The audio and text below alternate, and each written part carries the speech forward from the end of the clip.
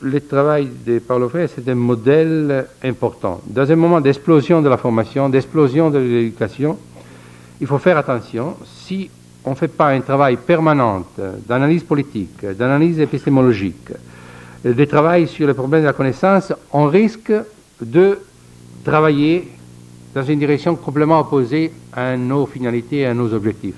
Alors je pense qu'il faut multiplier à l'infini le travail politique des personnes comme Paulo Freire.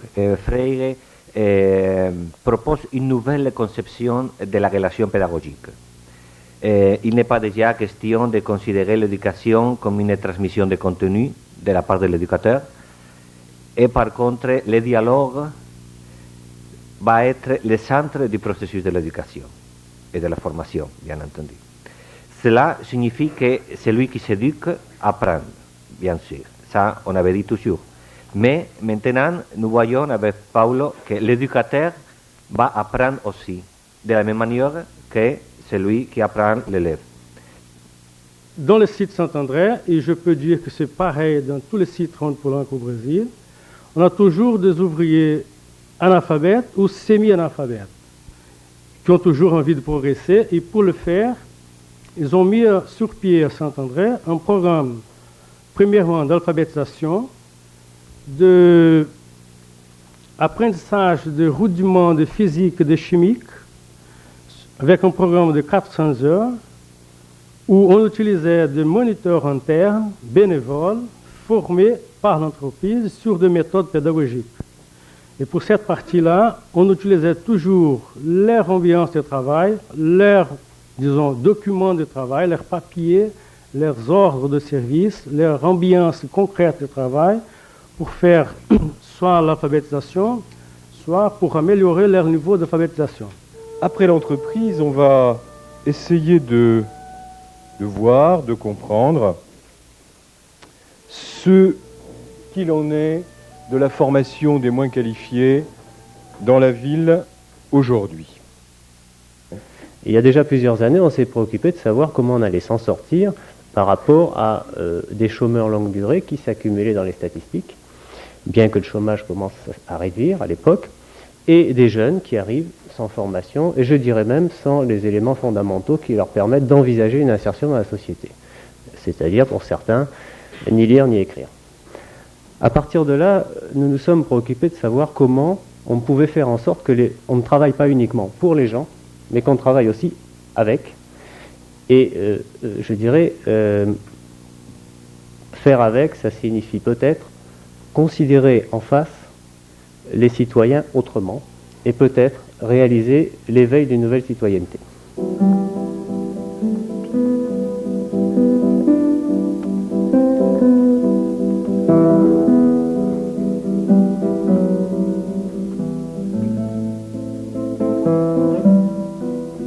Eu não tenho dúvida nenhuma de que o que eu sou, je suis convaincu que ce que je suis, ce que j'ai été comme éducateur, comme intellectuel, est directement lié à ma façon d'être là dans ma vie quotidienne.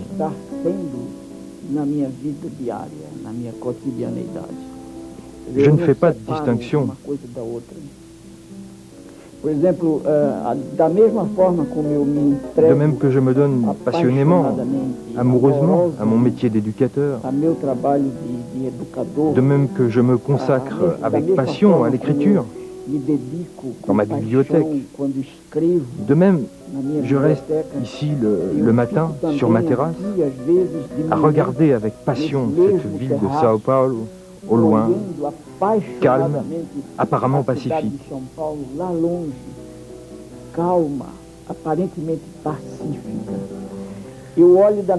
Je regarde avec la même passion les fruits qui poussent sur cet arbre.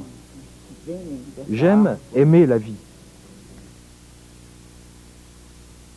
Bien, donc je vous présente Paulo.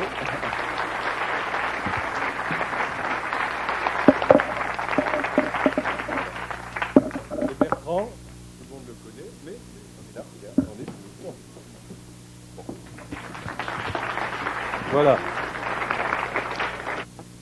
Nous avons essayé d'une part, répondre à la demande sociale, la demande d'école. C'est un problème extrêmement grave au Brésil. Il y a 8 millions de petits garçons, de petites filles entre 7 et 14 ans qui n'ont pas d'école. Il y a une petite minorité qui va à l'école parce que la classe du travailleur fait pression, mais ensuite ils sont éjectés de l'école. L'école devrait être un espace-temps dans lequel les institutions pédagogiques, à savoir l'école et la famille, et puis de manière plus large, la ville, la cité, œuvreraient ensemble pour une meilleure formation du récipiendaire de l'éducation. Voilà l'expérience de São Paulo.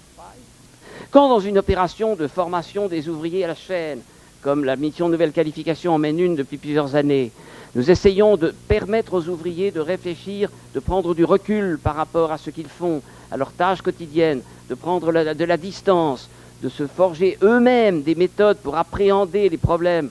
Nous savons très bien que nous pouvons aller très loin, que c'est une forme de libération, mais nous ne pouvons pas aller aussi loin que le souhaite, je pense, Paulo Freire et que nous le souhaitons nous-mêmes.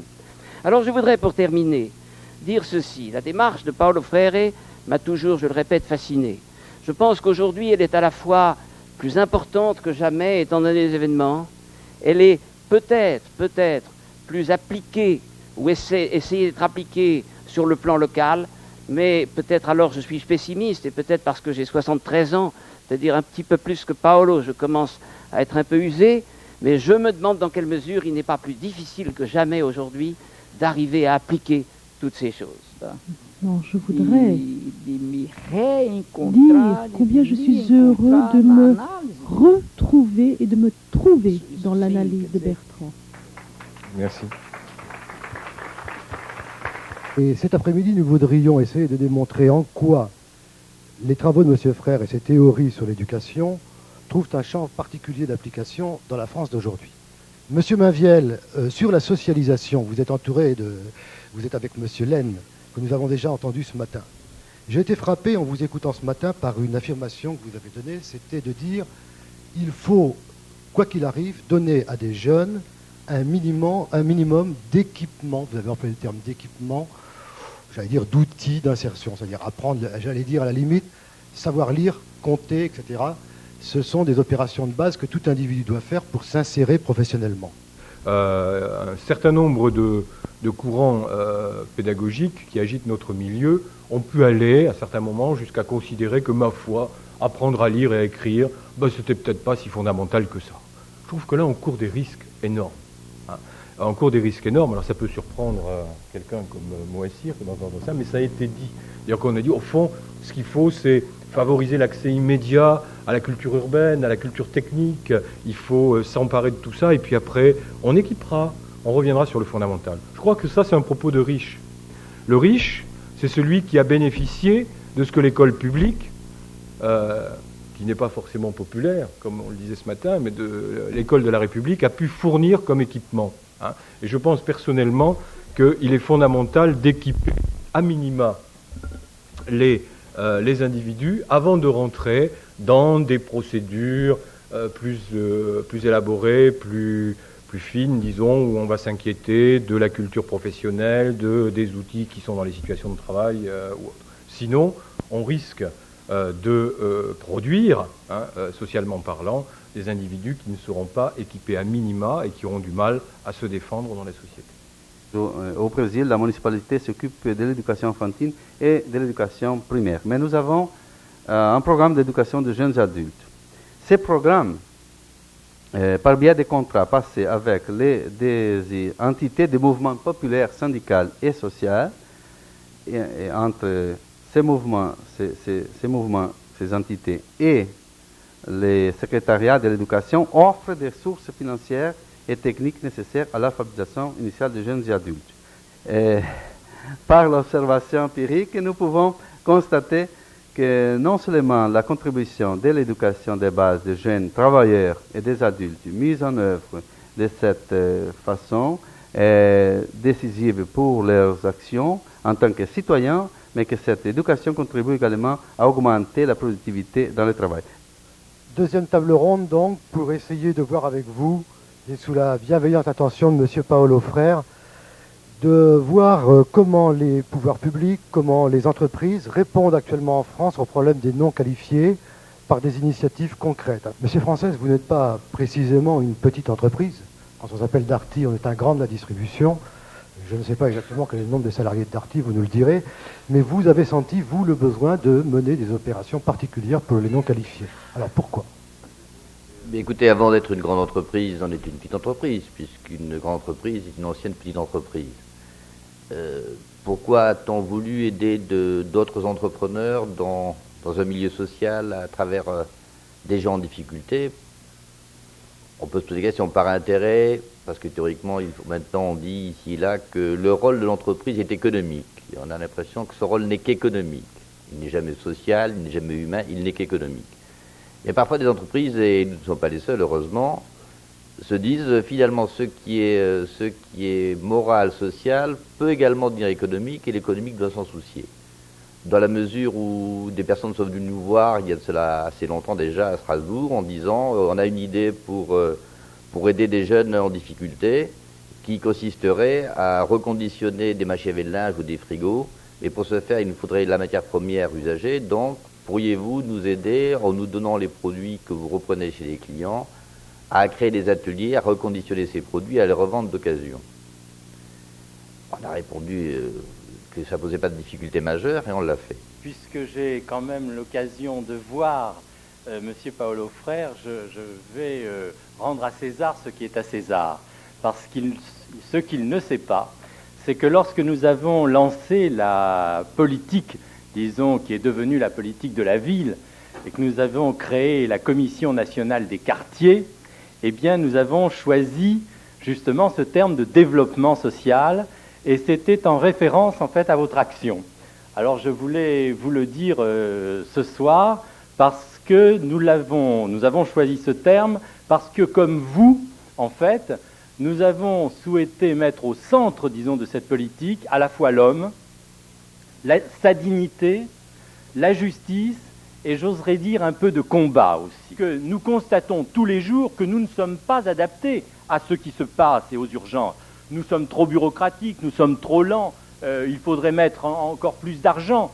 Et c'est ça, si vous voulez, en fait, le défi, en fait, auquel nous sommes confrontés, c'est qu'en réalité, par rapport au processus d'exclusion, et nous produisons aussi de l'exclusion, c'est évident, nous ne sommes pas iréniques, en fait, mais il faut tenter justement d'arriver à ce que on puisse réduire peut-être en fait ces problèmes et de façon à ce que notre entreprise participe comme à côté de l'État ou d'autres entreprises à ce défi, non pas de façon charitable, non pas de façon en tant que mécène ou de façon altruiste, mais simplement parce que nous savons, alors nous le savons, qu'un développement économique ne peut pas se développer, ne peut pas exister même sur un tissu social déchiré. Donc, de toute façon, ou nous réussirons ensemble, ou de toute façon, nous chuterons ensemble. Ça, c'est clair aussi,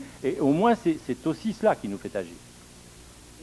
J'écoutais les intervenants tout à l'heure, j'ai écouté les analyses, les objectifs fondamentaux. Tout cela tournait autour du concept d'insertion, le travail, la participation, etc. Et ces discussions me rappelaient une thèse ancienne que je soutenais dans les années 50. Cujos retalhos eu aproveitei posteriormente num livro. Thèse dont j'ai repris certaines idées dans un livre qui a été publié à Paris par la suite et qui s'appelait L'éducation pratique de la liberté. Je suis vraiment très heureux d'entendre des hommes publics français des hommes de grandes responsabilités dans leur société, de grandes responsabilités politiques, de grandes responsabilités pédagogiques, qui défendent un tel concept, qui se généralise.